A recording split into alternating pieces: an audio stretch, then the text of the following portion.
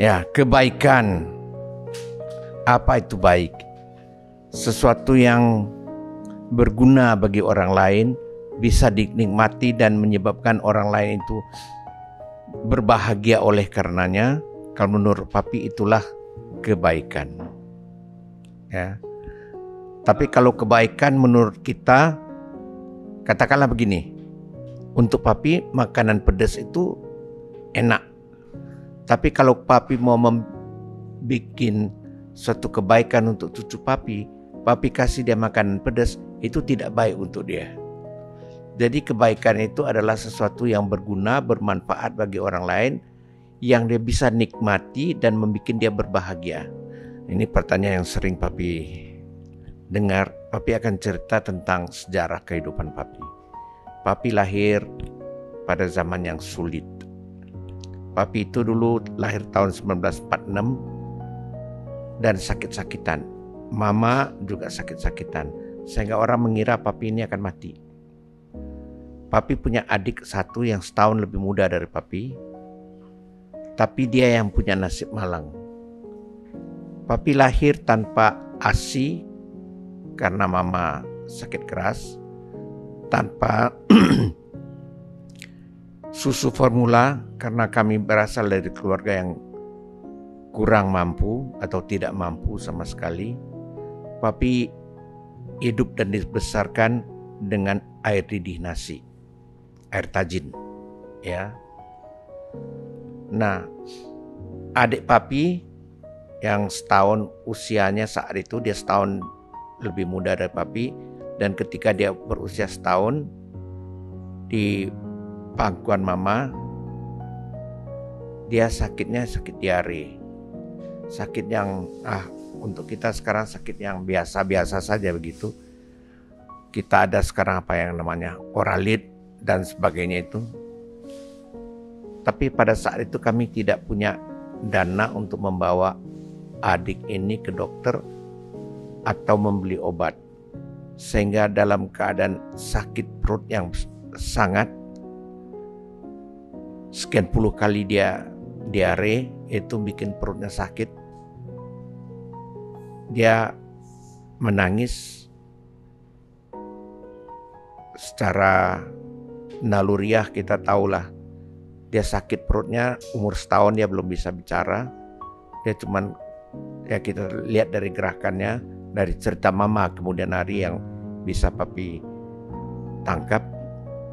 Dia kesakitan begitu dan harus meregang nyawanya. Mama merasa bersalah karena tidak mampu melindungi anaknya. Bertahun-tahun ketika mama menceritakan tentang kehilangan adik ini, beliau tetap menangis.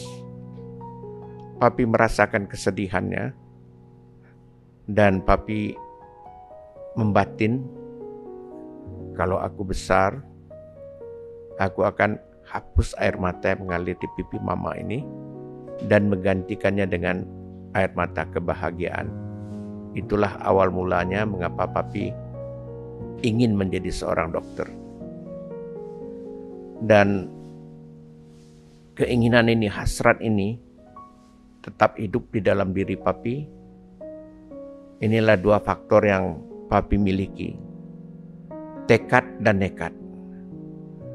Ketika dulu Papi cerita tentang keinginan Papi untuk menjadi seorang dokter, Papi diberi kesempatan untuk bicara di depan kelas dengan tema yang sama, cita-citaku. Papi ceritakan saya ingin jadi seorang dokter. Guru tertawa dan bertanya, kamu tahu sekolah kedokteran itu mahal harganya. Siapa yang bayarkan? Teman-teman semua pada tertawa. Papi malu ketika Papi melihat celana, baju, warisan yang sudah sobek-sobek. Taulah Papi, janganlah bermimpi melebihi kenyataan. Mama kerjanya pagi-pagi subuh-subuh sudah bangun, datang ke tetangga-tetangga kumpulin pakaian-pakaian untuk dicuci. Itu adalah nafkah yang diperoleh untuk membesarkan kami anak yang 7. Ya, tapi ya sekali lagi, tekad dan nekat yang orang tidak tahu, Papi karena tidak bisa menceritakan ke orang-orang tentang keinginan dan cita-cita Papi untuk menjadi seorang dokter, malah punya cita-cita untuk menjadi seorang dokter yang kuliah di Jerman. Papi hanya bisa mengadu kepada Tuhan Papi. Setiap pagi Papi ke gereja dan berdoa, doa yang sama selalu, Papi ingin menjadi seorang dokter yang kuliah di Jerman. Rupanya Tuhan bosan juga anak ini bandel. Tidak pernah minta yang lain, minta itu tetap setiap hari. Tidak bosan-bosannya mau jadi seorang dokter yang kuliah di Jerman. Akhirnya diluluskan. Papi bisa ke Jerman dan kuliah di sana dan membawa seluruh adik-adik juga semuanya jadi dokter. Puji Tuhan ya. Nah, itulah sejarah mengapa Papi bisa menjadi seorang dokter dan pengalaman hidup tentang apa yang pernah Papi alami dulu.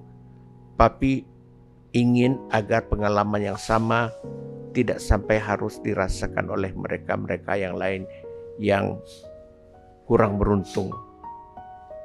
Itulah sebabnya mengapa akhirnya lahir Dr. Sher sampai melanglang buana ke daerah-daerah yang sangat terpencil, pulau-pulau yang kecil-kecil, dan hutan belantara di Papua antara lain.